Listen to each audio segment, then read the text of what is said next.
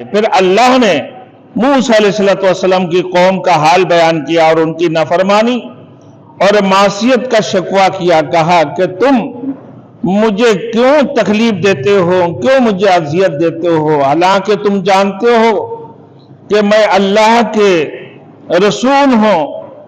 مگر وہ لوگ موسیٰ علیہ السلام کی نافرمانی کرتے رہے اور ان کو اذیتیں پہنچاتے رہے، جس کا نتیجہ یہ ہوا کہ ان کی دل ٹیڑے ہو گئے۔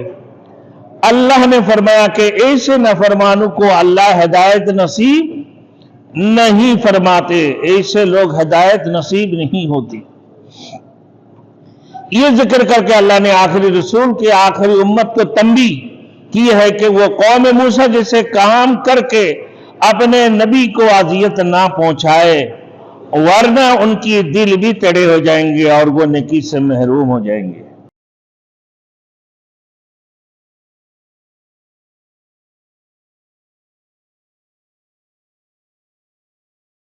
Thanks for watching. Don't forget to like, comment, share and subscribe to Maulana Habibullah Rouhani Official. الحمدللہ وکفا وسلام علی عبادہ الذین اصطفى اما بعد فاعوذ باللہ من الشیطان الرجیم بسم اللہ الرحمن الرحیم وَإِذْ قَالَ عِيسَى ابْنُ مَرْيَمَ يَا بَنِي إِسْرَائِيلَ إِنِّي رَسُولُ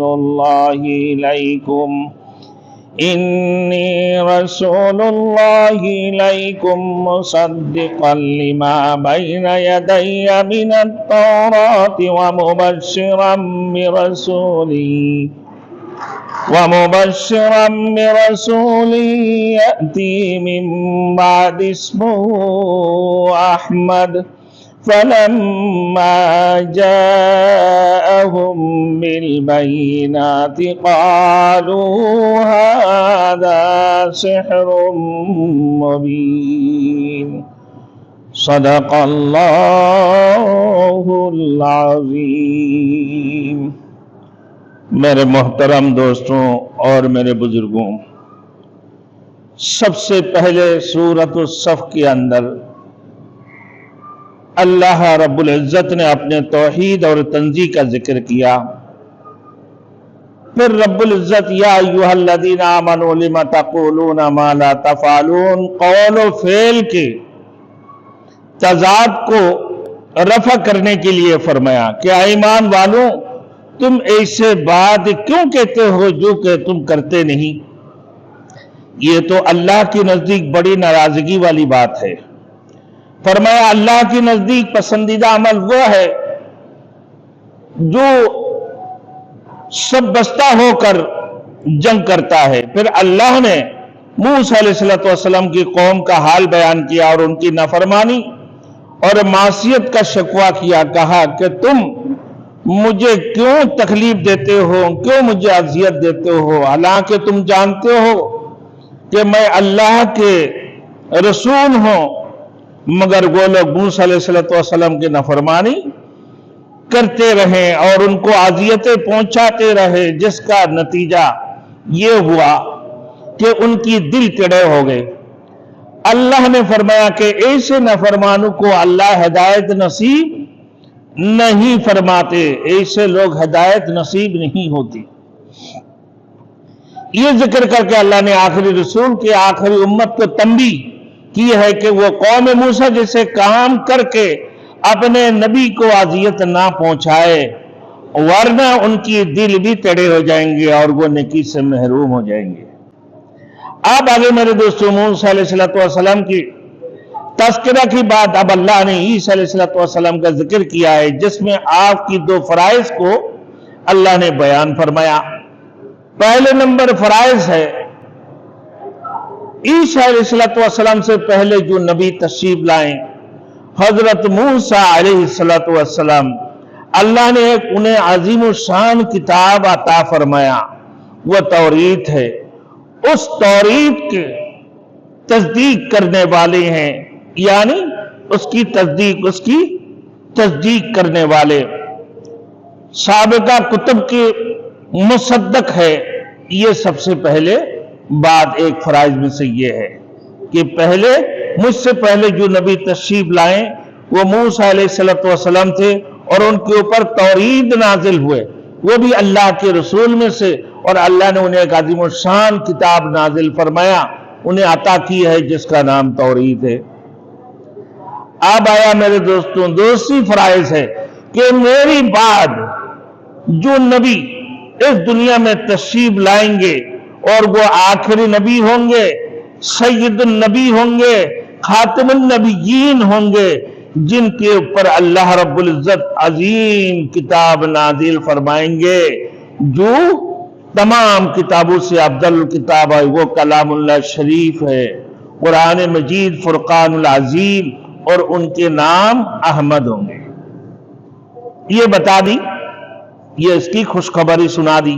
دو فرائض، ایک موسیٰ علیہ السلام کی توحید کی تصدیق مصدق ہے، دوسری مبشر ہے، خوشخبری دینے والے رسول مقبول صلی اللہ علیہ وسلم کی۔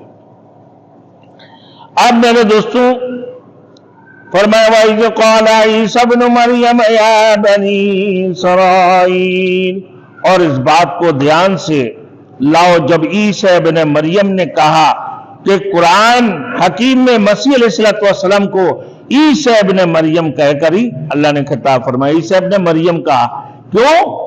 اس لیے کہ حضرت عیسیٰ علیہ السلام کو اللہ نے بغیر باپ کی پیدا کیا، بے فدر فرزندہ فیداؤ کناد دفلرا درمیاد گویاؤ کناد، بغیر باپ کی اللہ نے حضرت عیسیٰ علیہ السلام کو پیدا فرمایا۔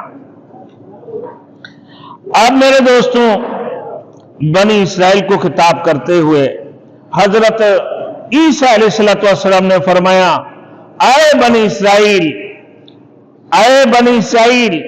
یہ بنی اسرائیل کون ہے؟ وہ لوگ ہیں جو ابراہیم و خلیل اللہ علیہ السلام کو ماننے والے، حضرت اسحاق علیہ السلام کو ماننے والے، اور پھر حضرت یعقوب علیہ السلام کو ماننے والوں کو بنی اسرائیل کہتے ہیں۔ اب میرے دوستوں وہ بھی حضرت عیسیٰ علیہ السلام بھی بنی اسرائیل کی نبی بن کر اس دنیا میں تشریف لائیں۔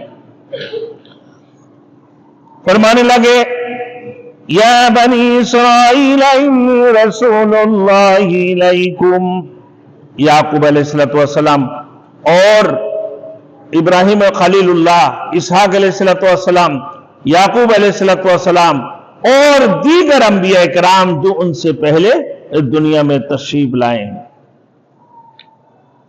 کہ یہ بنی اسرائیل والے تو کہنے لگا کہ میں تمہارے طرف اللہ کا رسول بنا کر بھیجا گیا ہوں، اور میں کسی چیز کو مٹانے کے لیے نہیں آیا ہوں، بلکہ مصدقا لما بین یدی من التوراۃ، میں اپنے سے پہلے آنے والے کتاب تورات کی تصدیق کرنے والے ہوں، تورات کی تصدیق کرنے والا ہوں کہ وہ اللہ کی عظیم الشان اور برحق کتاب ہے جو حضرت موسیٰ علیہ السلام پر نازل ہوئی، یہ حضرت موسیٰ علیہ السلام پر نازل ہوئی۔